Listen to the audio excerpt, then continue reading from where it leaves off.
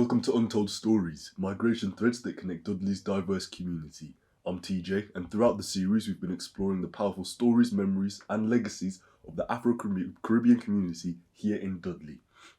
Today we're back for our fifth and final episode. We're honoured to be joined by Dawn Anderson, whose parents arrived in England as part of the Windrush generation. Join us as she shares her story, experiences and legacy of her family's journey. Thank you so much for joining us, Dawn. You're welcome. Before we get into any other major questions, tell us a bit about yourself for the viewers. So my name's Dawn Anderson. I was a Riley. I'm proud of my heritage of being a Riley. And I was born in Wolverhampton. I grew up in Wolverhampton. I always lived there. I went to school there. But I did actually work in my first, because I'm a teacher, and my first actual teaching job was in Dudley. So I met the Dudley community through my career. I met a lot of good friends here. I realised that Dudley was a very tight community. There was, key families, and if you made friends with those, that was okay. You'd make it in Dudley. I retired from teaching about 10 years ago, due to health, but I was a secondary school teacher, and I actually worked with children with challenging behaviour, and I was a head teacher. Wow. And I retired so I made it from basic classroom teaching all the way up to headship, which is a challenge. But it was a good success story because I came from a regular family. My dad worked in the factory. My mum was a stay-at-home mum. I went to comprehensive school. But the focus was on, make sure you get your education and you'll move forward. And I'm still here doing stuff. And I run this Saturday school in Wolverhampton, which is 50 years old next year. So I did used to have some links to the Dudley Saturday school as well. We had some, some ties there as well. So Dudley's a little part of me. It's a bit further up the road, Yes. but it's not too far. Okay. Yes. That's not too far. So for the viewers at home that don't know, you mentioned obviously your heritage, being proud of your heritage as a Riley. Can we explain what that is, what that means for the viewers that don't know? Oh, that just means that was my maiden name, and my family always said, you gain the Anderson name, but you would always be a Riley. Okay. And if you're from Wolverhampton, because Wolverhampton is very similar to Dudley in that everybody knows everybody, so you will know one of the Rileys. Okay. So if I say Dawn Anderson, a lot of people would just say, but that's Dawn Riley. So there's still, so it's holding on to what's part of us, but not being disrespectful to my husband and my husband's family, but I'll always be a Riley. Okay, I understand. Yeah. Yes, yeah, completely. So jumping to your childhood. Yeah. What was it like growing up in Wolverhampton with immigrant parents? Tell us about Okay then. So we grew up on a street. It was called Upper Street. It was in Blake, not in Wolverhampton. That was a more they had a lot of factories there. So a lot of the families, they, especially from Jamaica, they ended up living in Blakeney because that's where the work was. So at those stages, your parents could work just down the road from where you went to school. And there were certain roads in Wolverhampton that had families on. Upper Street and Blakeney as a community being one of those. So next door to you was the same people that you went to church with, that you went to school with. So we created our own community in Wolverhampton because we were all the same. None of us were rich. Yeah. We ate the same foods, went to the same places. Our parents were just trying to make it through to ensure that we had something, to make sure that we realised the sacrifice that they made in coming here. Even in terms of like families, there was some families that didn't have all their brothers and sisters with them. I was lucky. All my brothers and sisters were here. Those born in England and those born in Jamaica. But Blakeney gave us a family. We used to call it Blakeney the village. Okay. Because we knew every adult in the village. We knew all the children in the village. Yeah. So we didn't move from Jamaica. And I would say to people, my parents only happened to be in England when I was born. That heritage that they brought with them stayed with them in Blakeney. So if you're doing something, you knew that any parent in that community could actually look at you. They didn't have to tell you off. Just look at you, and, sort yourself out. And we're not in any drama. We don't know any. There ain't no arguments. If they look at you, that means just relax yourself and do what you should be doing. So that's why Blakeney was important, and that's why being there helped ground us as well. Because it gave us that extended family that we never had. Because I never had any aunts or uncles here, but I still had family here that we naturally created. Yeah. So would you say that in Blakeney, those values and those village type in values were taken from Jamaica and carried on. There was nothing else. There's nothing to compare it to. Yeah. And they were here, so what were they going to compare it to? Say it used to be. Well, there was no it used to be. It was, this is here, this is now. This is what you need to do. Your only goal in life as a child in Blakeney was to make sure you went to school, came home, and your parents weren't called into school. It's not like now where the parents are in school every week. I always say to people, can you imagine if my dad had to leave the factory floor in his dirty clothes, come to my school? You're laughing. That alone will keep you grounded. Yeah. Because first of all, he's going to say to you, he's going to come looking like that. Then everyone's going to laugh at you. Look at Dawn's dad. He came to school and he won't be happy. So I wouldn't like to know what he potentially would say. I wouldn't like to know, or potentially would do. So we still had that, we're in the village, you have to listen to any adult as well. Because nobody was there to be nasty, they were just there to protect us. So it's the same principles of Jamaica, same bit, and they came from, not from the city, but from in the country. Yes. So they came from country to create a country within Blakeney as well. Yeah. I understand that.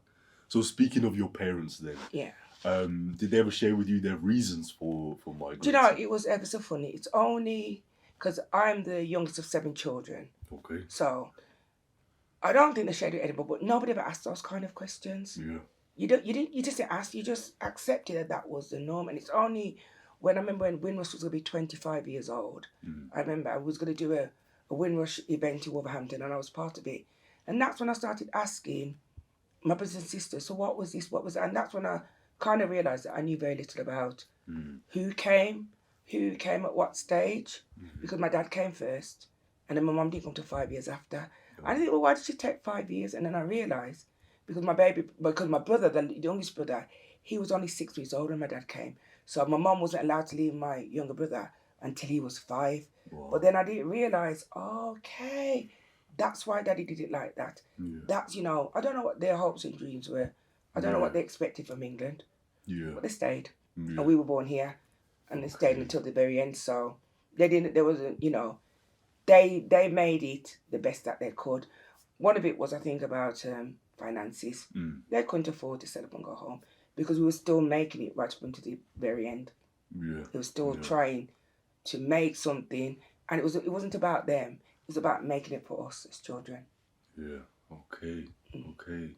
So, with their experience, then, like you mentioned, they had a 5-year gap between the two of them coming, and some of your siblings were from Jamaica that came when they were able to. What were some of the stories that, when you were started to ask, that you were told from your other family members? I had life very easy as the youngest child. That's the main story. And I did plan it.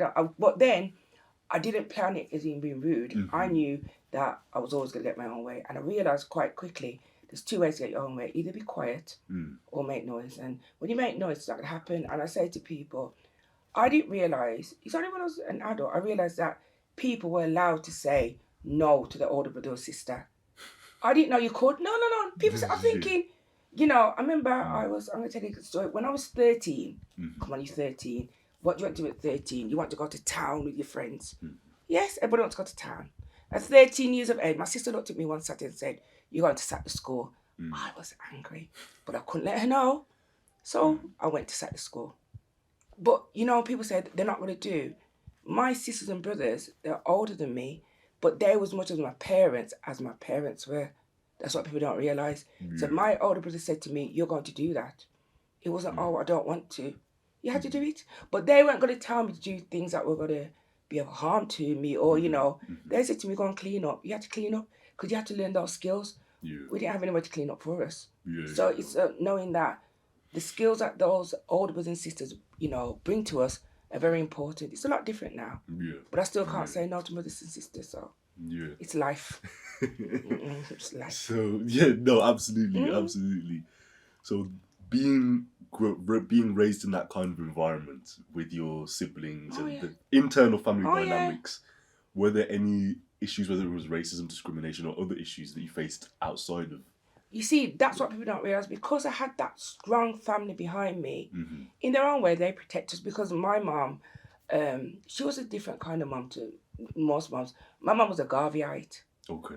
And for her age, I don't know anybody else's mum that really understood. So she instilled in us from an early age what it meant to be who you were. Yeah. So, I remember my mum's telling me, and my mum was a Christian, Yeah. she went to church from she was 16, 15. But she said to me one time when I was younger, she said, my God looks like me. At the time, I didn't realize what she was telling me. So that she said to me, whoever you are is whoever you are. So the racism and that, we were protected, and also we were educated against it. Don't think you can do what they can do. I remember I had a friend. My friend at school was an Asian girl, a really good friend. We went all the way through school.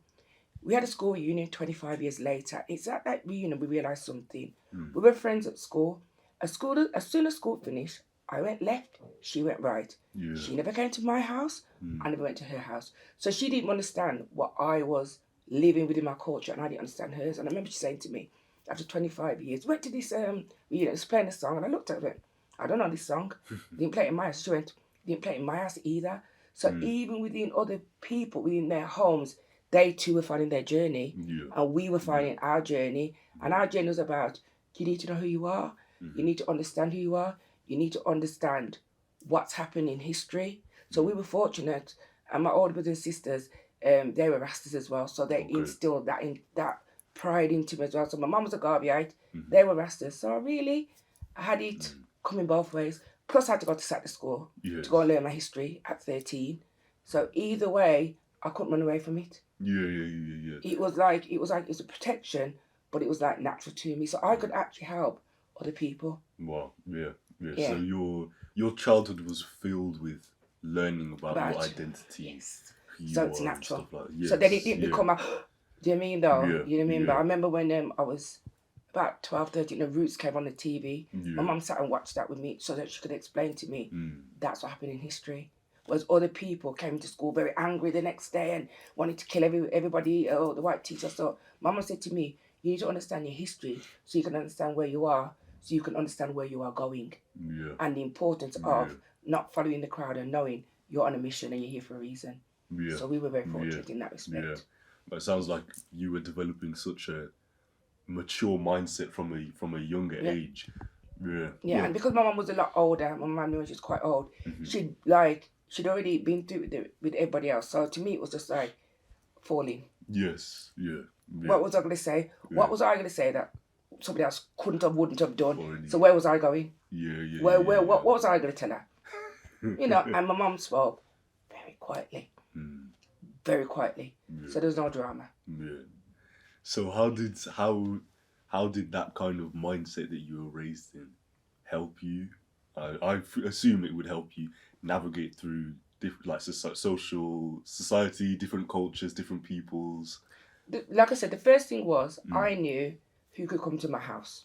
Yeah. I knew who to invite. The people that I invited lived next door. Yeah. There you go. There you go. They were my best friends. They live next door to me. So they're the ones that came to my house. There's the house to go to. So it was a lot different then because I'm 58 now. A lot of the time, things that happen within the community happen for family. So if there was a wedding, we went as a family. If there was Christy went as a family. So you went to certain things as families. So I could go with my older sister to things, but I couldn't. Don't ask what a sleepover is. I still don't understand it.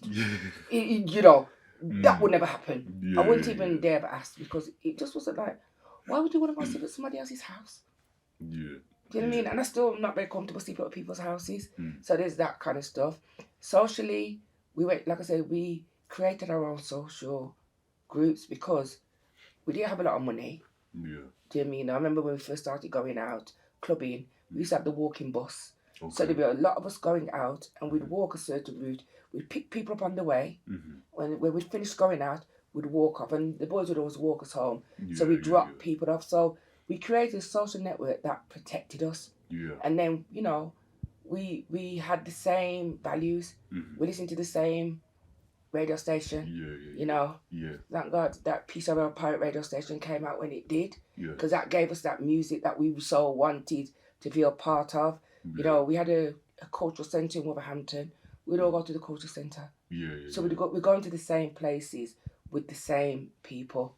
For Do you sure. know? It's only when I went to college, I met a new set of friends, which are Okay. still my friends. Yeah, You know what I yeah, mean? Though that's when I kind of, but was all walking to school anyway. So yeah. you know, Yeah. it's the social networks were kind of tighter Yes. and Yeah. more protected. Okay. And in terms of the protection aspect, Mm. what were some of the reasons that you think they had to operate that way? Because they knew bigger than us. Yeah. Those that were older than us knew Mhm. more than us. They'd seen more. They'd had the fighting. They'd had the teddy boys. This game. They'd actually, you know, my older brother Mhm. and his friends. I mean, my I call him Uncle Josh. He's an 8th dan karate instructor now. Oh, okay. Yeah, but he started karate with my brother, and then my brother that follows me, the one above me, he had to go to karate. Yeah, I had to go to Saturday school. He had to go to karate. So I had to learn one way. Mhm. He was told you have to go to karate. Yeah. You know what I mean? Though that was about protection. So they were getting the skills to protect the younger ones. Yeah. So Yeah. that's where the protection came from. Yeah. They Yeah. knew what was really out there. Yeah. So they yeah. protected. We don't have to go and face it to understand it. You know, you don't have to prove there's racism. I believe you Mhm. because I told you I wasn't allowed to. You know, we could have debates, Yeah. but don't challenge and think you're going to get away with it without coming with something good. So when they say racism out there, Yeah. why would I deny it? Yeah. Yeah. Yeah. Yeah. You know, Yeah. why would I yeah. think they're talking rubbish? Yeah. Do you know Yeah. what I mean? They spoke. They didn't hide the truth from us. Mhm. We had a lot more conversations. We didn't need, you know, we didn't leave it to. I'm grateful social media wasn't around then. Mhm. We didn't have to leave it to social media to educate us. Yeah. We had yeah, people yeah. that were prepared to spend time educating us, teaching us, Mm. explaining to us, showing us as well, Yeah. and taking us to places that were culturally enhanced, Mm. so you could see the beauty of us as well. Okay. Wow. Yes. So it sounds like your experience growing up was very much, I'm gonna tell you how it is and show you Nicely though. what to. Yeah. It yeah, was. of It wasn't course. like pushed at you, so you're gonna, Mhm. you know, so you're gonna fight against it. But Yeah, it was yeah, given yeah. to you such a way that thought, oh, is this how it's supposed to be? Yes. And because we had nothing to compare it to, They- you couldn't compare. You couldn't look on social media and see, oh, what's somebody else doing. Mhm. This is our norm. Yeah. And we had to go to Saturday school. Mhm. We also had to go to summer school as well. Okay. So summer school gave us another set of experiences Yeah. where we learned about our. So it became so nice. And we all went to summer school. Yeah. And Yeah. they took us on trips, like to the Museum of Mankind, to the Okay. Commonwealth Institute, to the African Village, to the Yeah. Botanical Gardens. So we were going to other places Yes. Yeah. Yeah. with yeah, each yeah. other that looked like us. Yes. So we all felt nice. Yeah. Yeah. Yeah. Yeah. Yeah. Mhm. So I think it's really nice to hear how you were very well educated by your community, but then you were able to, I don't know, still operate with and like enjoy yeah. parts of life. It wasn't a No, the that's world it. is so People. terrible. It's not like it was an interrogation. And I'm still. That's why now I'm still passing it on. Mhm. Because when I teach, I tell them about my history, and they're like, "We have to." I said, "Yes, I went to that school as well." So there's nothing that you're telling me that I haven't been through. Yeah, yeah. So obviously, I feel like we've gotten the sense of how much your identity has been like cemented from young. So when somebody asks you, Dawn, who are you? Like, what kind of, like, do you think of Jamaica? Do you think of Wolverhampton? So do you think no, of... no. So this is how I said, I'm a first generation Windrush. Mhm. I'm first generation Windrush, and I'm African, and I'm proud of it because that's where my heritage is. Because my mum told me that. So who am I to argue? Yeah, yes. And you know, I remember my mum died some years ago, and she said to all of us, I won't make it to Africa, but I want you as children to go there. And you know, and I went to Ghana, and when I went to Ghana, it was really for my mum, saying, my mum, you didn't make it here, but this was in honour of my mum. Yeah. So we do things in honour of our parents, and we still do it. Yeah. So yeah. you know, we still believe in that. So we're not running from our culture. Mm. Do you know what I mean? Though I'm not saying it's happening generations under me, but in my generation, we didn't run from it. Yeah. They want to run from it, and at some stage, it's gonna bite them anyway. So Yeah. keep on running. It's gonna come back in, and then they'll be so surprised when they find. They'll be so happy. I said, well, if you just listened in the first place, it's so much easier. Yeah. So you feel like it's really important that that somebody holds on to their culture, their history. Without your culture, you can't be you. And if you try and live a different culture, at some stage, someone's going to say to you, why are you living that culture? It's not yours. So it's better that you live your own, that you understand your own as well. And not only understand the negatives, understand the positives. Because for a lot of children, they'll tell you about the negative side of the culture. You want to be, they'll say, you want to be black and bad. I said, no, Why can't you be black and good? Yeah. What's wrong with you? If you look at our achievers, for all that they did, this is the best you can do. And I talk to children now and I said, who in your family first made that journey to come to England and took the risk? All of them couldn't tell you if it's their grandparents, their great. They don't know. Yeah. And I said, you need to find out about your own family history, because then that makes you understand what your grandparents went through, your great grandparents went through, for you to have everything you have today. Yeah. And it's a shame, but I don't know where the break is, but they need to know it and they need to understand it. And Windrush has given so much opportunity for so many people to learn about their families. They still haven't. Yeah. As sad as it seems. Yeah. 100%. I feel like part of like growing as a person. Obviously, after having conversations with a few about other guests, I hear some of the same things of embracing the culture is so important, but it doesn't stop you from integrating. No. You just got to know your own first. Yes. Before you can integrate, you got to know yours. Yeah. Because where's the balance? Yeah. If you're so busy trying to find it and you haven't found out your well, there's gonna be a void there. Yeah. And who's gonna fill the void? Okay. Or what's gonna fill the void? Yeah. Negativity. And there's we've seen what negativity has done to our children over and over again. This hate of self, this not wanting to embrace what is beautiful about themselves. We've seen it, so let's reduce the void. I don't know how. Yeah. So you asked me that one, I've got the answer to that one. I'm not sure how, but it starts a lot with simple things like reading. They can't say they can't get the materials. Just read a bit. Just just learn to enjoy yourself as well. Stop being angry with the world and be happy with yourself, because you're only here for a season. Yeah, for sure. Start with yourself. Start with self. Self-love. Yeah. If you can't love me if you don't love yourself, because I don't want your love, because that means you don't value it. Yeah, fair. A very fair point. Yeah, so you got to start with self. Yeah. And love everything about yourself. Even what you hate. You still gotta love it though. Or tell people you love it. Yeah.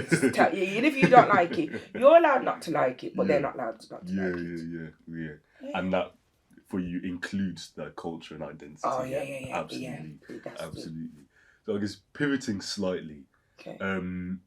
In terms of childhood, growing up, memories, experiences, were there any, whether it be serious or fun, things that you knew that your parents had kept from Jamaica, with like traditions or activities, ways of life that looking back make you laugh? And that would My dad shouting. My dad shouting. My dad was the tormented one in the house. Okay. My dad could not help himself. He really couldn't help himself. My dad was strange though. My dad was the kindest of people. Financially, he didn't have a lot, but he cared native. But he'd have this habit. So the week before Christmas, so it was the week before as well, he'd give you your Christmas money. Okay. So he's quite, he'd give you Christmas money. 2 days before Christmas, he decided he's cancelling Christmas. But guess what? He's already giving you Christmas money. So just because he doesn't want to celebrate Christmas, he would torment the house. He literally would torment the house. You have to do the big clean. Of course. You'd start washing out all the 1,000 glasses in the thing. And so you say, oh God, I did nasty sauce in that England. Is he thinking, but we're cleaning? But as he said, it's making you thinking, I don't want to clean anymore. But you have no choice. That was my dad. But I'm sure he found it funny because he knew what he was doing. Because why would he give you money before? So you already got your chance to spend the money. And then he decided to torment the house on Christmas Day. Why? Because he can. That was my dad. Do you know what I mean though? And it's things like that they think, is that right? We were saying now, if he was now, so we get him sectioned. He's not right. My dad had but it was those kind of things, and just things like our house was the house when people that came from abroad, my dad was very known as well in Wolverhampton. So if somebody would want to find their family, they'd come to my dad. And we were the first, I would say this, I'm proud of this fact, we were the first family on that road that had a phone. So all the phone calls that came from Jamaica would come to our house. So I used to feel quite important because we had a phone. We were the last ones to get colour TV though. Okay. We had a black and white the TV is another good one. So we had 2 TVs. Because on one of them, the sound didn't work, and one of them, the picture didn't work. So we used to have one on top of the... we had all of that. Couldn't afford a new TV. It wasn't a priority. So it's those kind of things, that's a real struggler. He made it the best he could for us. But then he was still tormenting the house. He couldn't help it. He really couldn't help it. Yeah, just tormented. That was just the way he was. He was just torment. And if we talk about my dad now, we must have it was torment, you know, and you know what I mean? Though? And then my mom, she was like really quiet, and she would ignore him, and we never understood. So if that was me, no, my mom ignored him. I think that wound him up even more though. Yeah. Because she didn't rise to his challenges. Okay. Yeah, she was the quiet one. Yeah. He would just tormented the place. But then, if somebody came to the house, he could switch. He could be nice. And as soon as they're gone, he'd be back in his tormented mood. So that was just my dad. But yeah. And I think I've got kind of that personality as well. Okay. I can do that. I can switch. You can switch. I can switch. Yeah, like I get over my dad. But I said to my husband, it's my dad. You know, but you know, it's those kind of characters that you brought with him. But he was the kindest of persons. I'm not disrespecting him. It's that he would torment the house. Yeah. And that's a trait that you said he's kind Yeah. I know I've got it. I can torment the house. Yeah. But that's my dad. Yeah. And then it's just that, you know, he was very much about, he wasn't educated. My dad wasn't educated. So that's why for him, the only way forward was through education for all my brothers and sisters. You have to take education and put it in your head. That's how he literally say it. But my mum was more educated than him. My mum was a teacher, was trained to be a teacher. So that's what it is. So this thing where the education comes in, we get it from my mum, but we get the drive for it from my dad. From your dad. Because my dad said, I worked in the factories, so you don't have to. Yeah. It's part of that desire for your children to be better themselves. Better than yourself. Yeah, 100%. And that is something that I've seen has been very common with the Windrush generation as a whole. Half of the reason to come to England was to give their kids a better chance. Right then, that's it though. So you should be in the factory. And that's happened. We've been fortunate that we didn't have to go into factories, so we've all been managed to do something with our lives and give back and make them proud. Sounds like it's unfortunately they passed away before we finished making them proud, but the legacy is still there. That's why I talked about the Rileys. Because his name is what we're living on. The legacy. It's important. Yeah. Okay. And I guess in terms of talking about family traditions and stuff, because I was going to ask about if you, Joe, growing up, if you noticed any family traditions or stuff that were different in your house compared to other people. But you mentioned that you didn't really, go sleepovers or other people's houses. So why would you? Who was going to ask to go? Because, like I said to you, it wasn't just my parents that were in charge of me. It was my older brothers and sisters. So which one was I asked to say get the yes from? And I don't like hearing no. He's a child, so if I could say no, I won't ask you. So there's no one to ask. So going for sleepovers and stuff like that. No, you went out, you came home. And even when we went out as an adult, no matter how late it was at night, I was coming home to my bed. It could be 7 o'clock the next morning when I was coming from the club. I knew I was coming home. I wouldn't say, stay at my friend's house, I'm coming. That wasn't allowed. So our tradition was about us knowing who we are. We still have family time. You know, we still get together, my brothers and sisters, and we just talk. And then we have a family business, so we work together. So we can't fall out, because before my mum died, the only thing she said, all I asked if I pass on is that you continue to live good. And we're very fortunate. I know so many families that fell out even before the parents have died. My parents have been dead like 35 years. We see each other every single day. Wow. Yeah, we see each other daily because we have a business. So we have to talk to each other. We can't fall out. Yeah. And even if we fall out, the fallout's like, and then it's over. Get over it. That's done. Whatever it is, then finish it. So, we've still kept the values that we have to stay close. We are what we've got. We're only as rich as the other person. No one's any richer than the other. Even if you've got more money in your bank, you need to remember who you are. You need to remember what Mummy and Daddy said. And we still believe in that. You know what I mean? And we've instilled it in the grandchildren, but they don't seem to believe of taking it on as deep as us, because, they know more than us. So we just carry on regardless, and eventually they'll fall in. So we're not gonna fight with them. We're not gonna argue with them. We say, well, you know what's right, so do right. Simple. Simple. Yeah.